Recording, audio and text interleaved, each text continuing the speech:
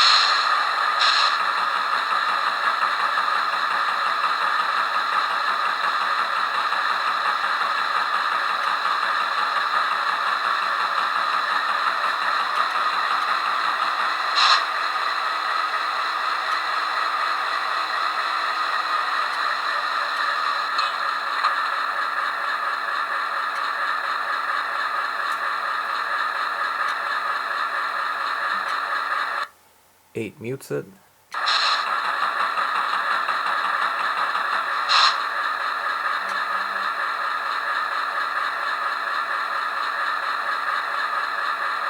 Let's go ahead and apply some power here.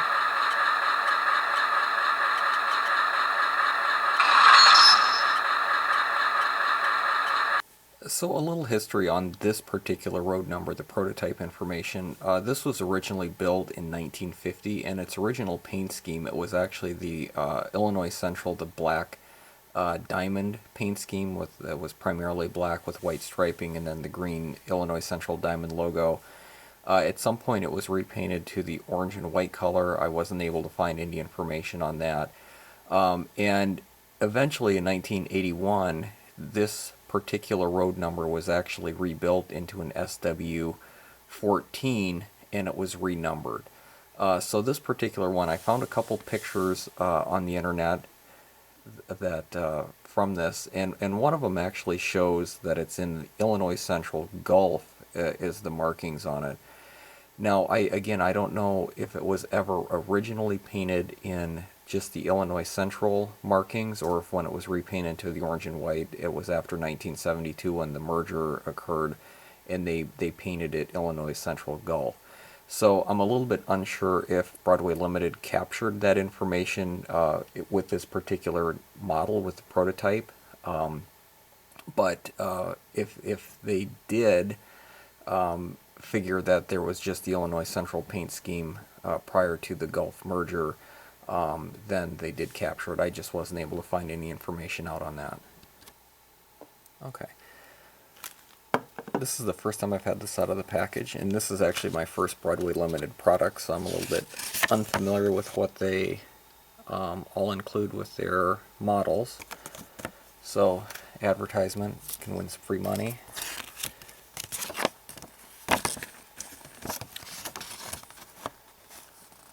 Diagram sheet that shows all the parts, and then it looks like we have the operator's manual. I'll go into more detail on this. Again, this is the first time I've actually even opened this, so all of this is new to me as well. Looks like we got a list of all the CVs over here.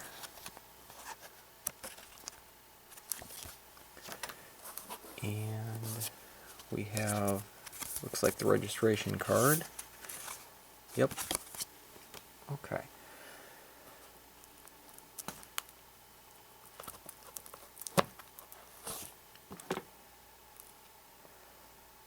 So it looks like this is very well packaged. It comes with this foam is actually a little bit, it's pretty dense, pretty thick. A couple different layers there. And you can see the locomotive itself is actually nicely secured in there. And just looking at this without even taking it out of the package, it looks like all of the rails and grabs are firmly attached. Let's go ahead and pull this out.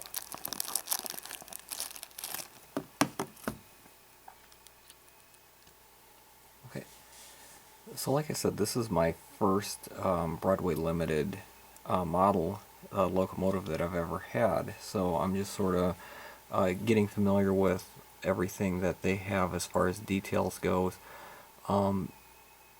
The first thing that I'll notice is number one, the weight. It seems to be very well weighted. Has a good weight distribution. It seems like front to back. So there should be good weight over the trucks. That way we get good pulling power with this. Just sort of looking at this and comparing it to the prototype, the bell is in the correct location. It has a single horn. The headlights, all of the rails seem to be very close to the prototype. One of the things that I am a little disappointed in, there's no MU hoses on the front of this, and I was,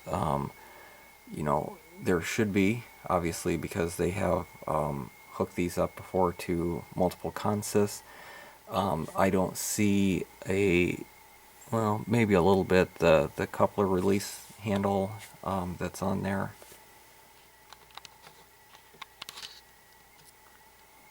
Looking at it from this side, again, has the no MU hose hookups. Does have the walkways, all of the railing.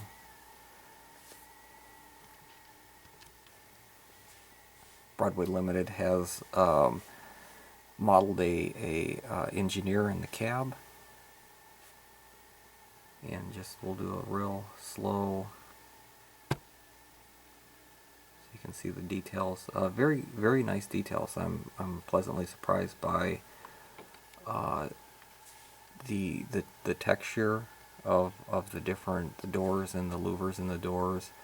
I was a little bit concerned by some of the pictures on their website that the railings were a little bit too large for scale size, but when you have it in person, I think that they're very good scaled size. They seem to be pretty well stable on here, maybe a little bit more stable than some of the Ather and Genesis railings, which to me seem a little bit flimsy at times. These seem pretty solid. So let's take this over to the layout and go through the startup. So before I go through the startup sequence, what I'm going to do is I'm putting this on my programming track, and I'm going to use my JMRI software, and I'm actually going to take a look at the decoders prior to actually starting it up. Okay, to take a look at the decoder here within this locomotive, I'm going to open up the Decoder Pro program, and I'm going to click on the service mode for the programming track. So it's going to come up, and it's going to ask us to identify which locomotive. So if you have a roster here, which I only have one locomotive, which is 9185, one of the things we can do is we can actually create an entry for this new locomotive. So this is a Broadway Limited, so I'm going to click on this. It's a Paragon 2 decoder, and it is a diesel.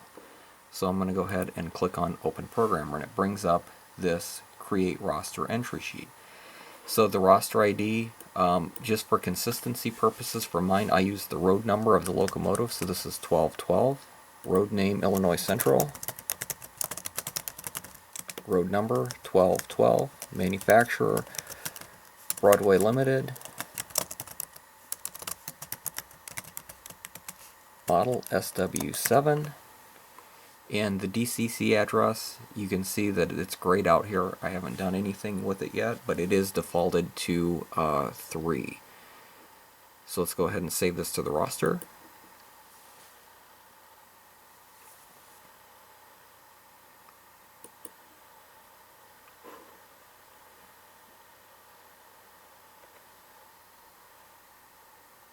Okay, once that's saved to the roster, now we're actually into being able to look at the different CVs on the decoder on this. So one of the things you could do is click on Read All Sheets, and what this is going to do, it's going to go through and read every single CV in the decoder. So this does take a really long time, and I would encourage you to do this for a brand new locomotive. I'm going to do this off camera because I know it takes about at least 5 to 10 minutes to run. So there's a few things we can check here. Probably the basic thing, the basic tab, because I want to change the actual locomotive address. So right now it is at a short address, so it's a 1 byte. So I'm going to go ahead and click on this to make it a 2 byte. And I'm going to make this road number 1212, or is going to be the active DCC address. And what I'm going to want to do is I'm going to click on this Write Changes to the Decoder.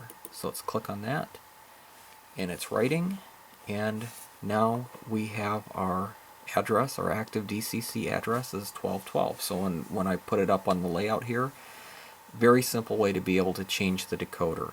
So there's a couple other things I'm going to look at here. I'm not going to change anything right now because I haven't even loaded this locomotive, or haven't even put this locomotive on my layout yet. We can look at the sound levels. So if I need to come in and change anything in the sound, I can certainly do so here.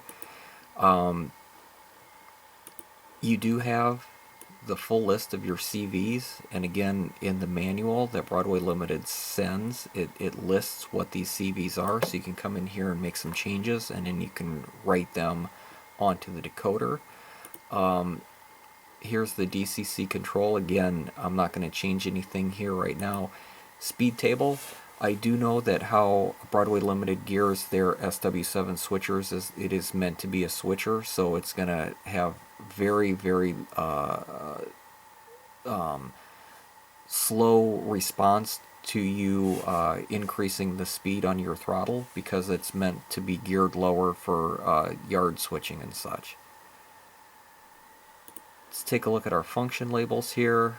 So the bell is going to be function 1, the horn is function 2, couplers function 3, blower 4, rev up 5, rev down 6, mute is 8, my startup and shutdown is 9, radiator cooling is function 10, air release is 11, brake set squeal 12, horn grade crossing 13, passenger sound 14, freight sounds 15, maintenance 16, radio chatter 17, and so on and so forth. So what I'm going to do is I'm going to put this up on the layout, and we're going to apply power and listen to it go through its startup sequence. Okay, I'm going to go ahead and apply power, and let's listen to the startup sequence.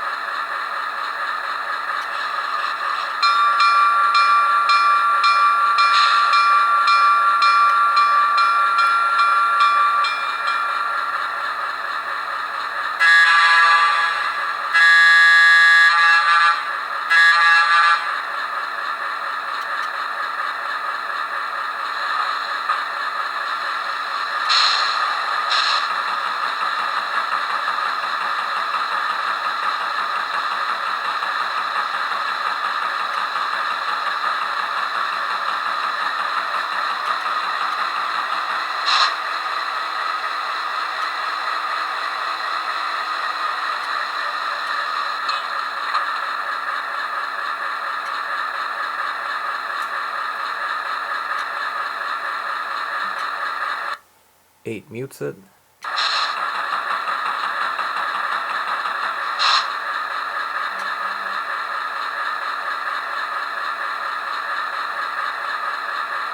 Let's go ahead and apply some power here.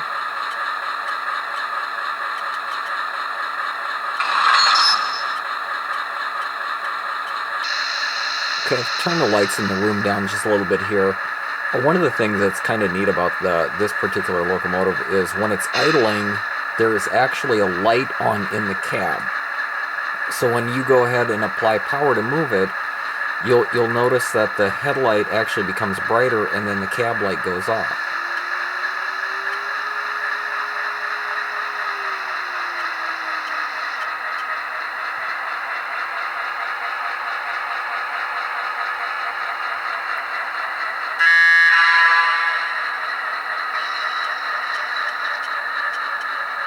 So then when it goes back to idle, then the cab light comes back on.